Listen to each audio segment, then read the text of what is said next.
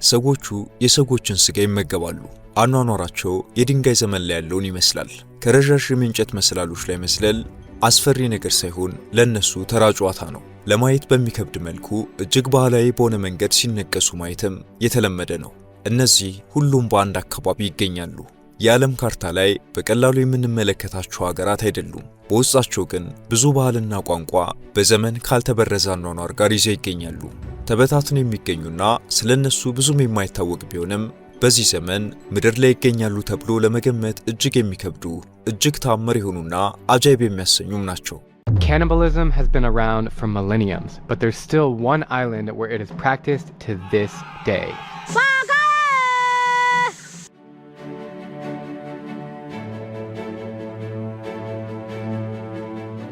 ሰላም ጤና ይስጥልን ውድ ቻናላችን ቤተሰቦች፣ ለዛሬ በመግቢያችን ላይ ጠቆም ስላደረግናችሁና በፓሲፊክ ውቅያኖስ ተበታትነው ስለሚገኙት ኦሺኒያ በሚል በሚጠሩ አገራት የሚገኙ እጅግ የተለዩ ባህልና ልማዶችን እናስቃኛችኋለን። እስከ ፍጻሜው አስገራሚ የሆነ ታሪካቸውንና ኑሯቸውን እያዳመጣችሁ አብራችሁን ስለቁ።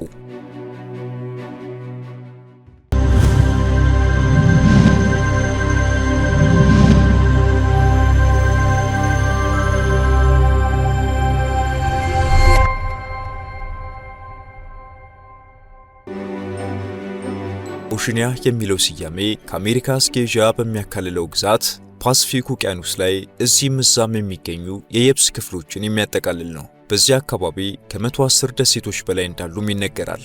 ራሳቸውን የቻሉ ተብለው እንደ ሉዓላዊ ሀገር የሚቆጠሩት ግን 14 ናቸው። እኛም ቅኝታችንን ከ14ቱ አንዷ በሆነችው የፓፑ ደሴት እንጀምር። ይቺ ሀገር ከአሜሪካዋ ቴክሳስ ግዛት ትንሽ ከፍ የምትል ቢሆንም ህብረ ብሔራዊነቷ ግን ያስደንቃል። በዚህ ትንሽ ግዛት ውስጥ 312 የተለያዩ ጎሳዎች አሉ። ከ1000 በላይ የተለያዩ ቋንቋዎች በሚነገርባት በዚህ ደሴት ሰው ጆሮ ሊሰማ የሚከብደው ነገር እስከ ዛሬ ድረስ ይፈጸማል። ውድ ተመልካቾቻችን ግርም ይበላችሁና በፓፑ ጊኒ ሰው የሰውን ስጋ ይበላል። በእርግጥ በዚች ሀገር ላይ የሚኖሩ ሁሉም ጎሳዎች ሳይሆን ኮርዋይ ከሚባሉት ጎሳ የሚመደቡት ናቸው። የዚህ ጎሳ አባላት ሰውን እንደሚዳቁ አድነው በቀስ ገድለው መመገብ የተለመደ ተግባራቸው ነው። በተጓዥ ጋዜጠኞች ለመሆኑ የሰው ስጋ ምን ይላል ተብሎ ሲጠየቁም ልክ እንደ አሳማ ስጋ አይነት ጣዕም አለው ሲሉ ይደመጣሉ። በዚህ ዘመን የሰው ልጆች ሰዎችን አድነው ይበሉኛል ብለው የሚጨነቁባት ብቸኛዋ የዓለማችን ሀገር ናት ፓፑ። በፓፑ ደሴት የሚኖሩ ዜጎች በአብዛኛው በአደንና ፍራፍሬ ለቀማ የሚተዳደሩ ናቸው።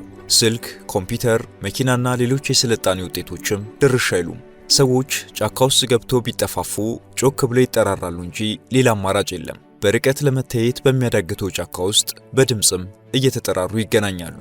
በአብዛኛው ልብስ የሚባል ነገርም አያውቁም። ወንድም ይሁን ሴት መለመላቸውን ይንቀሳቀሳሉ። የፓፑ ጊኒ ዜጎች አኗኗራቸውም ለየት ያለ ነው። ሰማይ ጠቀስ ዛፎች ላይ ልክ እንደ ወፍ ጎጆ ቀልሰው ይኖራሉ። ከመሬት ከፍ ማለቱን ፈልገውት ወይንም እንደ ከተሜ ሰው ፎቅ መስራት ፈልገው ግን አይደለም። በፓፑ ጫካ መሬት ላይ ቤት መስራት እንደ እባብ ላሉ መርዛማ እንስሳት ጥቃት ስለሚያጋልጥ ነው። አንዱ የአንዱን ሰው ስጋ ስለሚበላ እርስ በርስ ለመጠባበቅም ይጠቅማቸዋል። የሰውና የእንስሳት ስጋ ባልተገኘበት ወቅት ደግሞ ሳጎ ከሚባልና በፓፑ ብቻ ከሚገኝ ዛፍ ተፈቅፍቆ የሚሰራ ምግብን ያዘወትራሉ።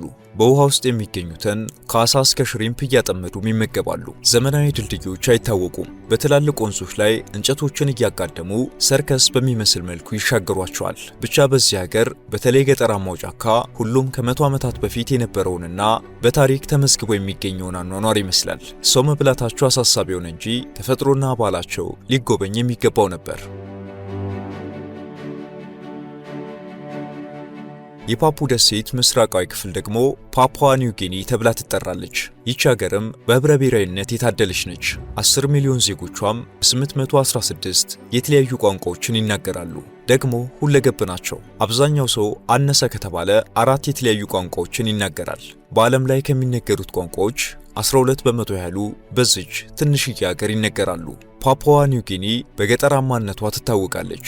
ከጠቅላላው ህዝቧ 82 በመቶ የሚሆነው መኖሪያው በሀገሪቱ ገጠራማ አካባቢዎች ነው። በተራራማ ቦታዎችና አረንጓዴ እጽዋት የተሞላው መልክዓ ምድሯ እጅግ ለእይታ የሚማርክ ነው። ነገር ግን በአግባቡ ለቱሪስቶች እንዲመች ተደርጎ የተሰራ ባለመሆኑ ተፈጥሮ ባደላት ሀብቷ እምብዛም ተጠቃሚ አይደለችም። በፓፑዋ ኒው ጊኒ ሌላው ተጠቃሹ ነገር እነዚህ ጎሳዎች እርስ በርስ የሚያደርጓቸው ፍልሚያዎች ናቸው። እንደ ጨዋታ የሚወሰዱት እነዚህ ፍልሚያዎች በአገሪቱ ኮረብታዎች ላይ ይዘወተራሉ። እንደው ጨዋታ ተባሉ እንጂ ነገራቸውስ መለስተኛ የትጥቅ ትግል የሚመስል ነው። ፓፑዋ ኒው ጊኒ ሌላ አስከፊ ገጽታ አላት። በተለይ የአገሪቱ መዲና ሞርሳቤ የዓለማችን አደገኛዋ ከተማ እስከመባል ደርሳለች። ሞርሴቤ በተለይ ለሴቶች የምድር ሲኦል ነች። በዚች ከተማ ከሚኖሩ ሴቶች ውስጥ 72 በመቶ የሚሆኑት ያስገድዶ መድፈርና የተለያዩ ጾታዊ ጥቃቶች ይፈጸምባቸዋል። ይህ ቁጥር በየትኛውም የዓለም ክፍል ያልተመዘገበ ነው። በጦር መሳሪያ የታገዘ ዘረፋም የከተማዋ ሌላኛው መገለጫ ነው። የገጠሪቱ የአገሪቱ ክፍል ደግሞ በህብረ ብሔራዊነት የተዋበ በተፈጥሮ ጸጋ ያሸበረቀ ሆኖ ይታያል። የሀገሬው ሰው እንደ ሀገሬ ገበሬ እንግዳ ተቀባይና ሰው ወዳድ መሆኑንም ስፍራውን ረግጦ የተመለሱ መስክረውለታል። የኦሽኒያ ጉዟችንን ቀጠልን። ከሞርሳቤ 2000 ኪሎ ሜትር ስንጓዝ ደግሞ እጅግ የተዋበችውን ፓላው የተሰኘች ሀገር እናገኛለን። እቺ ትንሽዬ ሀገር 18000 ነዋሪዎች ብቻ ነው ያሏት። የህዝብ ቁጥሯ የአንድ ሞቅ ያለ መንደር ያህል ቢሆንም የተፈጥሮ ሀብቷ በተለይም ደግሞ አስደማሚ ባህሮቿ ቀልብ ይስባሉ። በውሃ ውስጥ መጥለቂያዎች ታግዞ ባህር ውስጥ መንሸራሸር፣ አሳን ጨምሮ ከተለያዩ ነፍሳት ጋር መዋኘት የተለየ ስሜት አለው። ፓላው በዓለማችን ውስጥ የራሳቸውን የመከላከያ ሰራዊት ከሌላቸው ሀገራት መካከል አንደኛዋ ነች። በውሃ የተከፋፈለችና ለየት ያለ መልክዓ ምድራዊ አቀማመጥ አላት። በቀጫጭኑ የተሸነሸኑ አምባሻ የሚመስሉ 16 ግዛቶች ሲኖሯት ለግዛቶቹም የየራሳቸው አስተዳዳሪዎች አሏቸው።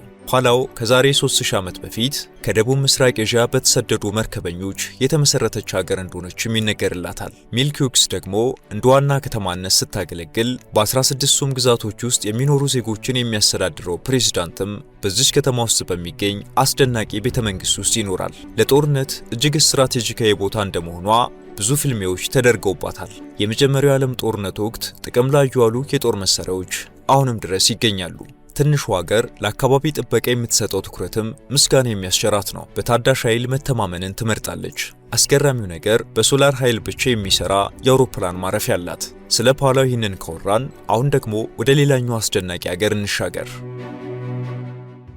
ውድ የመሿለኪያ ላይፍ ቤተሰቦች አብራችሁን ስለሆናችሁ ከልብ እናመሰግናለን። በአጭር ጊዜ በበርካቶች ተወዳጅ የሆነችው መሿለኪያ ላይፍ ቻናል የበለጠ እንድታደግ ሰብስክራይብ ያላደረጋችሁ አንድ ጊዜ ሰብስክራይብ በማድረግ እንድንበረታ እንድታግዙን አስታውሰን ተረካችንን እንቀጥል። ይችኛዋ ደግሞ በዓለም ላይ በጣም ጥቂት ጎብኚዎች ካሏቸው ሀገራት መካከል የምትመደብ ነች።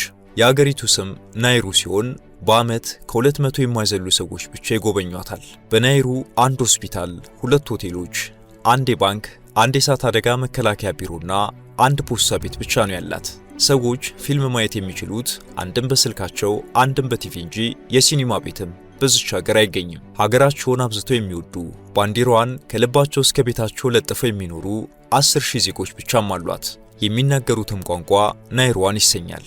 ናይሩ አነጋጋሪነቷ በዚህ ብቻ አይወሰንም። ሀገሪቱ በቀላሉ ምግብ የሚገኝባት በመሆኗ ዜጎቿ ከስንፍና ጋር ወዳጅ ናቸው። ቁጭ ብለው የሚወጡ በመሆናቸው ከዓለማችን እጅግ ወፍራም ሰዎች ከሚኖሩባት ሀገር ተርታ ናይሩ እንድትሰለፍ አድርጓታል። በናይሩ ከሚኖሩ 10,000 ሰዎች 72 በመቶ የሚሆኑት ዜጎች ከመጠን ያለፈ ውፍረት ያለባቸው ናቸው። የተፈጥሮዋ ነገር ግን እንደ ማንኛውም ኦሽኒያ ሀገር እጅግ አስደማሚና አረንጓዴ ነው። በናይሩ መገበያየት የሚቻለውም በአውስትራሊያ ዶላር ብቻ ነው። በሀገሪቱ ያለው አንድ ባንክ ብቻ እንደመሆኑ ጎብኚዎች በርከት ያለ ጥሬ ገንዘብ ይዘው እንዲጓዙ ይመከራል። በናይሩ ያሉት ኤምባሲዎች 2 ብቻ ናቸው። ከታይዋንና አውስትራሊያ ውጪ የትኛውም ሀገር በናይሩ ኤምባሲ አልከፈተም። ሰውነታቸው ጠብደል ከመሆኑ ጋር ተያይዞ ሳይሆን አይቀርም ክብደት ማንሳት በሀገሪቱ ነዋሪዎች ዘንድ ይዘወተራል። በክብደት ማንሳት ስፖርት የዓለም ክብረ ወሰን ባለቤትም ከዚህ ትንሽ ሀገር የተገኘ ነው።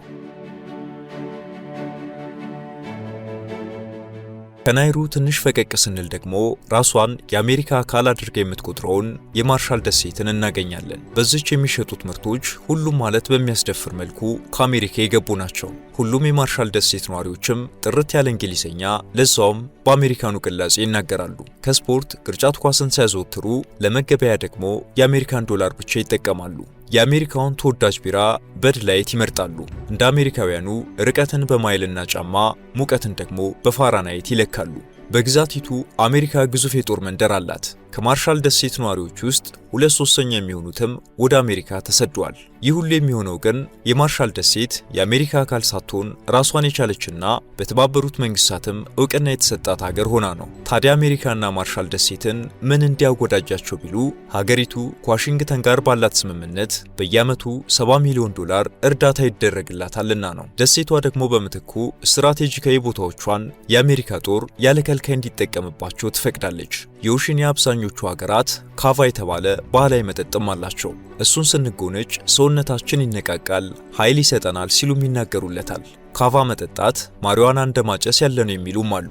ራሽያ ቮድካ ጣሊያንም ወይን እንዳላት ለኛም ካቫ መመኪያችን ነው ይሉታል። ነገርየው ሱስ የሚያስይዝና የጤና ጉዳትም እንዳለው ግን የተረጋገጠ ነው። ሌላኛው የአካባቢ መገለጫ ደግሞ ቢትልነት የተሰኘ እጽዋት ነው። ይህ እጽዋት በደቡባዊ እስያና የፓሲፊክ ደሴቶች ይዘወተራል። እዚህ ተክል ላይ ያለውን ድቡልቡል ነገርና ቀጭን እንጨት ሲመገቡ ደግሞ የጠጡ ያህል አፋቸው በቀይ ነገር ይሞላል። እጹ እጅግ ሱስ የሚያስይዝ ነው። ከልጅ እስከ አዋቂ ሁሉም ይህንን ተክል ሲያላምጥ ነው የሚውለው። እነሱ ደስታን ይሰጠናል፣ ያነቃቃናል ቢሉም የጤና ጉዳቱ ግን የትየለሌ ነው። በተለይ የአፍ ውስጥ ካንሰር እንዲከሰት በማድረግ ተወዳዳሪ የለውም። የአፍ ውስጥ ካንሰር የተስፋፋበት አካባቢም እንደዚህ ቀጠና በዓለማችን ውስጥ አይኖርም። አይምሮን የመጉዳት ከፍተኛ አቅምም አለው። በሌላ በኩል የብዙዎቹ ሀገራት ኢኮኖሚና የስራ ዕድል የተመሰረተው ደግሞ በዚህ ክፉ ተክል ላይ ነው። የኦሽኒያ አስደናቂ ሀገራት መቃኘታችንን ስንቀጥል ማይክሮኔዥያን እናገኛለን። ይህች ሀገር ከ2000 ዓመታት በፊት የተመሰረተች እንደሆነች ይነገርላታል። 4 ራሳቸውን የቻሉ ደሴቶችን ማለትም ፖምፔ፣ ኮሽሬ፣ ቺኩና ያፕን የያዘች ሀገር ነች። ሀገሪቱ በአስደናቂ ባህር ዳርቻዎቿ ዝነኛ ነች። ዝቅተኛ የወንጀል ሪከርድ ያላት ማይክሮኔዥያ አሁን ላይ ከመላው ዓለም ሊጎበኟት የሚመጡት እየበረከቱ ነው። አሁንም ጉዟችንን ቀጥለን ምናልባትም ከዚህ በፊት ስሟን ሰምታችሁ የማታውቋትን ሀገር እናስቃኛችሁ። ይች ሀገር ቱቫሉ ስትባል የቆዳ ስፋቷ አብዛኛውን ቦታ የአውሮፕላን ማረፊያዋን የሚሸፍነው። ቱቫሉ ከዓለም 4ኛዋ ትንሽ ሀገር ስትሆን የሀገሬው ሰዎች ሌላ ለየት ያለ ልማድም አላቸው። ጀንበር አዘግዝጋ ሙቀቱ ሲቀዘቅዝ የቱቫሉ አውሮፕላን ማረፊያ የሚቀር የለም። ሴት፣ ወንድ፣ ሕፃን፣ አዋቂ ሳይል ሁሉም ይወጣና እልል ያለ ጨዋታ በአውሮፕላን ማረፊያው ላይ ያደርጋሉ። እግር ኳስ፣ ራግቢ፣ ቅርጫት ኳስ፣ መረብ ኳስና ሩጫ፣ ብቻ ሁሉም እንደ ምርጫና ችሎታው ይጫወታል፣ ይዝናናል። ሰው ሁሉ ጨዋታ ላይ ሆኖ በድንገት የሚያርፍ አውሮፕላን ቢኖር ደግሞ የማስጠንቀቂያ ደውል ተደውሎ ሜዳውን እንዲለቁ ይደረጋሉ። ወደ ኪሪባቲ ደግሞ እንሻገር። ይች ሀገር ደግሞ 33 ደሴቶችን ያቀፈች ነች። በአየር ንብረት ለውጥ መዛባት ምክንያት እየተፈተነች የምትገኘው ኪሪባቲ ፓሲፊክ ውቅያኖስ በየዓመቱ እየዋጣት ይገኛል። ሩቅ በማይባል ጊዜም ሙሉ ለሙሉ እንደምትሰጥም ትንበዮች ያሳያሉ። 100,000 ነዋሪዎቿም ከወዲሁ መውደቂያቸውን መፈለግ ያለባቸው ይመስላል። የምድር ወገብ ላይ እንደመገኘታቸው ፀሐይ ሁልጊዜ ካፎቷ ስትወጣ ቀድሞ የሚያዩት እነዚሁ ዜጎች ፀሐያቸው ልትጠልቅ ሀገራቸውም ልትጠፋ ቀን እየቆጠረች ነው። ለነሱ ውቅያኖሱ ሕይወታቸው ነበር። ምግባቸውን የሚያገኙት ከሱ ነው። ስራም የሚሰሩት ከዚሁ ጋር በተያያዘ ነው። አሁን ደግሞ መጥፊያቸውም ይህ ውቅያኖስ ለመሆን ተቃርቧል። እነሱም የከፋው ከመምጣቱ አስቀድመው ወደ አውስትራሊያና ኒውዚላንድ መሰደድና ከኪሪባቲ ውጪ ሕይወትን መለማመድ ጀምረዋል። የአየር ንብረት ለውጥ ችግር ሆኖ የማይታያችሁ ከኛ ታሪክ ተማሩ፣ ለነገ ተስፋዎች ሕፃናት ደህነኛ ዓለም ለማቆየት ስሩ የሚል መልእክትም አላቸው። የዓለማችን የአየር ንብረት ለውጥ አሳሳቢነት የት እንደደረሰ እያብሰለሰልን ወደ ሌላኛዋ የኦሽኒያ ድንቅ ሀገር እንዝለቅ። ሶሎሞን አይስላንድ የሚል መጠሪያ አላት። የዚች ሀገር ሰዎች አብዛኞቹ ቢጫ ጸጉር አላቸው። ነገር ግን በዘመናዊ ዓለም እንደምናየው ቀለም ተለቅልቀው ሳይሆን ተፈጥሮ የሰጠቻቸው የተለየ ማንነት ነው። ይህ የጸጉር ቀለም ሙሉ ለሙሉ ነጭ በሆኑ አውሮፓውያንም የተለመደ ቢሆንም የሶሎሞን አይስላንድ ነዋሪዎች ዘረመል ደግሞ ከአውሮፓውያንም የተለየ እንደሆነ ጥናቶች ያመለክታሉ። ሲታዩም ጠይም ወይንም ጥቁር ከሚባሉት ተርታ የሚመደቡ ናቸው። ለጸጉራቸው ቢጫ መሆንም አንድም ለፀሐይ ያላቸው ተጋላጭነት፣ በሌላ መልኩ ደግሞ ብዙ ዓሳ ተመጋቢ በመሆናቸው ሊሆን እንደሚችል ይገመታል።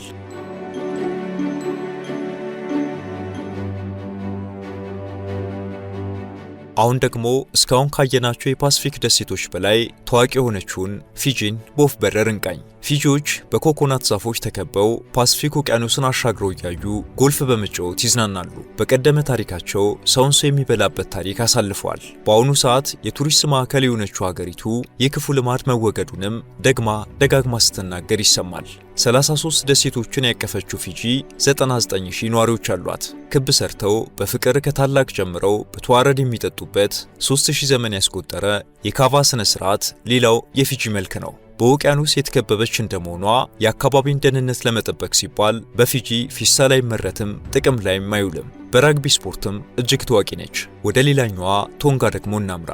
ይቺን ሀገር ለየት የሚያደርጋት ነገር ደግሞ በሰንበት ምንም አይነት እንቅስቃሴ የለም። ስራ ዝግ ነው፣ ሱቆች አይከፈቱም፣ ሁሉም በቤቱ ክትት ብሎ ይውላል። የሀገሪቱ ክርስቲያን ንጉሥ ሁሉም የቶንጋ ዜጋ በእሁድ እንዳይሰራ አዟል። ከሆስፒታልና ከፖሊስ ጣቢያ ውጪ እሁድ ሲሰራ የተገኘም አይቀጡ ቅጣት ይቀጣል። የሀገሪቱ አየር መንገድ ሳይቀር እሁድ ዝግ ነው። እሁድን በጥሞና ማረፍ እንጂ ከበርቻቻ ማለትና ከጣራ በላይ ሙዚቃ ማስጮህም አይፈቀድም። በቶንጋ እሁድ የሚፈቀደው 3 ነገር ብቻ ነው። ቤተ እምነት መሄድ፣ መብላትና መተኛት። ከሀገሪቱ ሕዝብ ውስጥ 90 በመቶዎቹ የካቶሊክ እምነት ተከታይ ናቸው። ወደ መጨረሻዋና በአሜሪካ ባላደራነት የምትተዳደረውን ጓምን እንመልከት። ቤተሰብ የሚል ትርጉም የሚሰጥ ስያሜ የያዘችው ጓም 175000 ገደማ ዜጎች አሏት። ጓም ለ300 ዓመታት ገደማ የስፔን ቅኝ ግዛት ነበረች። አሁን ደግሞ አሜሪካ በባላደራነት ታስተዳድራታለች። በዚህ ምክንያትም የዚች ሀገር ሰዎች እንግሊዘኛን አቀላጥፎ ይናገራሉ። ፕሬዝዳንት መሆን አይችሉም እንጂ በመወለድ የአሜሪካ ዜግነትም ይሰጣቸዋል። ዝርያቸውም ከፊሊፒንስ እስከ ሃዋይ፣ ከጃፓን እስከ ኮሪያ የተቀየጠ ነው።